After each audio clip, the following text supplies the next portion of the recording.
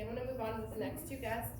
Before I do so, I just want to remind everyone, there's coffee, juice, water, please help yourself, snacks if you're hungry. I do want to mention that we do have a new interim police chief. I'd like to welcome Chief Ransom here. And our new deputy chief, Alexander, as well. So today, like what's the first official day that you are on? Friday night. Okay. I'm gonna call you all day.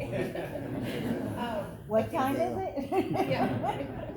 I already called him all day, but I'd like to welcome our County Commissioner, Hazel Rogers. Good evening, everyone. Good evening. Good evening. Okay, I weathered the storm. And young lady, I heard your question. Yes, I'm Sheila, by the way. Hi, Sheila. Okay, yes, we do have funding for small businesses. I just hosted an event on the 24th in the senior center at this location. All right, so we are taking it on the road. There are leftover fundings from COVID, all right, that we need to get out in the marketplace. So please call my office. I'm gonna give you my number. Okay. I didn't, 954? Oh, right now. Come on now, everybody. Write it down, write it down. Write it down. 954, you can use it for anything. 357 7009. I just want to thank my colleagues for. Excuse me? 954 357 7009. Okay, so please call. I have 3 staffers, and we work very closely together. And we, as my colleague stated earlier, we do make sure that we answer your calls. We refer you to the right departments. We don't leave you there. If you're not getting through, get back to us. I would tell you, if you're not getting through, it's your responsibility to let us know. And trust me, we're gonna do our best, endeavor best to make it work for you. But yes, they're funding for small businesses, all right? There are other resources, human service resources. I hear the conversation around mental health issues and guns. Nothing is new there. We understand what's happening with your special assessment for increases for various things. We need help, and we need it on the stage. It takes policy, it takes funding, and it takes elected officials who truly want to make a difference, all right? So I'm not gonna get political, because the homeowners associations are nonpartisan environments. So I always try to stay away from those conversations, but as was stated before, you elect your elected officials, and sometimes they drink that Kool-Aid in Tallahassee and make a decision that does not truly work for all of us, all right? So I'm just saying, you have your emails, you have your texts, get their numbers and just send emails and call. I'm telling you, when I start getting calls and emails from my district, I make a phone call. What is happening here? That's when I was in Tallahassee.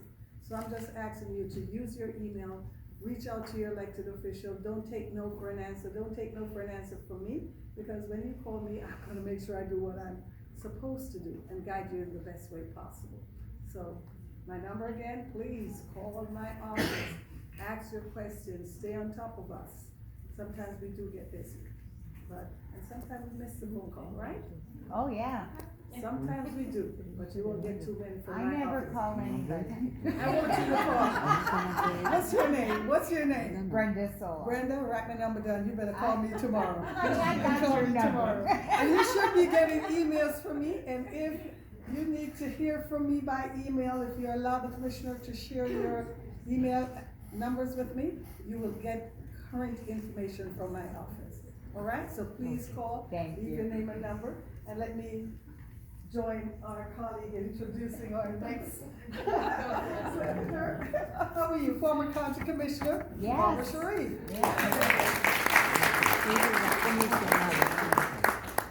So good evening, I'm Dr. Barbara Sharif, and it brings me great pleasure to be here tonight with you and to also follow such a fabulous lady as Commissioner Hazel Rogers and former Mayor Hazel Rogers. And I want to thank you, Assistant Deputy Mayor Deborah Commissioner, This year I'm commissioner, so You just commissioner now? I It's know. okay, okay. So, well, you know, I always say the highest title, so I guess I'll stay with that. Because everybody calls me mayor anyway, and so I am, the doctor is for a doctor of nursing practice. I'm 31 years in the healthcare profession, so that means I started when I was 15 roughly. Oh, you guys, that was a I joke. thought it was when you were 10. That's You're what so young. Right? I'm 51. But, so my kids say I'm not funny, so I'm gonna tell them you laughed at my joke. But anyway, I've been in the healthcare profession for 31 years, and I've been seeing patients all that time. And one of the things that I realized in Broward County, from being the mayor twice, and from being the District 8 Commissioner for 3 terms, is that we have some issues that have been issues for years, and I'm talking about decades now. Yeah. And at the Tallahassee level, there's some things that we have to fix. And so that's why I decided to throw my hat in the ring for the open state Senate seat for District 35. So let me just tell you 3 or 4 things that you guys talked about tonight that I think are huge issues in the state of Florida. One is property insurances for homeowners association communities and condo communities. Especially because of the roofing requirements and the the code requirements for windows and impact windows and doors. For older communities, not older in terms of age, but older in terms of the buildings being aged. And the seniors that are living in those communities being on fixed incomes, and us in Tallahassee not making it a point to push back on the insurance industry and say, that's not a good idea. You can't ask people to replace roofs that are 20 years old and they don't have any leaks and they're not in bad repair. But you're mandating that, dropping people from insurance and then increasing insurance premiums by over 10%. We said over 10 because it was supposed to be no more than a 10% increase per year, but right now it's going up 50%. Double. And so that is a problem because you just can't keep pace. Inflation's not running at that pace, so how could property insurance run at that pace? As a nurse practitioner and seeing our seniors come in and they're on fixed incomes, we are in the state of Florida where the Medicaid program is the only supplement for some seniors that have chronic health conditions that Medicare doesn't cover. So Medicare doesn't cover respite care for everybody. Medicare doesn't cover an aide to come in your home unless you have a skilled service. So then you have to be duly qualified for Medicaid. The second thing that's a problem is that we have a high population of people who suffer with Alzheimer's, okay? But Medicare does not cover Alzheimer's care in a memory care facility. You have to be duly enrolled for Medicaid in order to get your bills paid, but most people don't know that until they need it. And so being a healthcare professional, I feel like I bring a different voice and on a different level to the table to speak on behalf of our senior community and on behalf of the young kids here. 85% of the babies born in the state of Florida are born under the Medicaid program, but yet they wanted to cut Medicaid this year in Tallahassee. They want to do away with social service benefits like WIC, Medicaid, food stamps, and Section 8, but they also at the same time want to implement a 6-week abortion ban. So how can you tell people to have babies that they can't afford, but then you don't want to provide social services and programs to help them raise the children that they can't afford?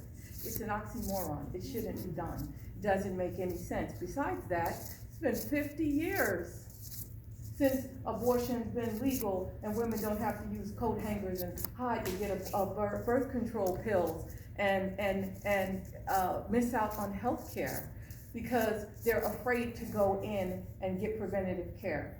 We're going backwards. And from a healthcare perspective, and as a professional who has a private practice, I'm an autonomous nurse practitioner. My practice is in Davie, Florida. I have a family practice. I see adults and kids. The stuff that I have to do to get a prescription approve when I have to prescribe something for diabetes and hypertension on Medicare. I have to sit and fill out an exception form and send it to a pharmacy, and half the time when the patient comes to me, they don't even know the exception form exists. They're paying $500 a month for medication that can be approved under an exception. So I have a laundry list of issues that I think are applicable to people in this room, and that I think as a state senator I can address. I love working with Representative Dan Daly. As a county commissioner, I can tell you that we've implemented programs to try to help the senior population in our community, but also the young kids in our community. Educational access is important. The civil citation program needs to be expanded statewide so that we have a rehabilitative program for youth, instead of allowing them to continue to have law enforcement contact and not having a way out to stop generational poverty. Have law enforcement participate in that on every level, and not have there's an exception to this city and that city. In Broward County, 31 municipalities, we probably have half of them participating in our civil citation program, and the other half refuse to participate. So you go into Miramar and you're at the whim of the police officer in Miramar, you can come to Sunrise and you can get civil citation. So we have to do better at making it mandated statewide so that we can help our law enforcement professionals. Additionally to that, it costs you $3,300 a month to keep somebody incarcerated in Broward County. That's probably more than your mortgage, right? That's more than my mortgage. So why not put a civil citation program in place that would save taxpayers dollars? So I you know, like I said, I'm passionate about this. I'm a mother of 3 girls. The best thing about what's going on in my life is that 2 of them just finished their first degree and getting ready to go to medical school. So that means they're getting off my checkbook soon. And then I have a 15-year-old who is in high school. She's in her last 2 years. She's in 10th grade right now. She's bossing me around. But I'm loving the fact that I get to do something positive for the community and change the lives that I'm leaving behind for the kids that I'm leaving behind. So, and they're gonna run our future. Let's face it, all of us in this room, we're getting a little bit older. I mean, some of us may be doing youthful things like me, you know. See, oh my God, you're laughing again. I gotta tell my kids, I was funny twice tonight. So, you know, we're all trying to be as youthful as possible. Well, the reality of it is we can't keep this up. We have to invest in our future, and that's what it's about. When you elect somebody to office, it's about investing in your future, your kids' future, your grandkids' future, and so that's what I'm about. I thank you so much for giving me the opportunity to speak to you tonight, and I have some information. The lady in the pink shirt over there is with me, and if you're interested in my campaign and interested in learning more about what I do, please feel free to give us a call, and my number is on that brochure. It's 954-967-1900, and I can tell you that if you have a problem, it's 954-967-1900. I made a book called The Commissioner on the Mission Helpful Information Guide, which I'd be more than happy to deliver to Commissioner Guzman, and she can distribute it at the next meeting. But it's a helpful guide for you to know who to call in government for issues that you have. And so you can get the answers and get directed to the right place at the right time. All right, thank you.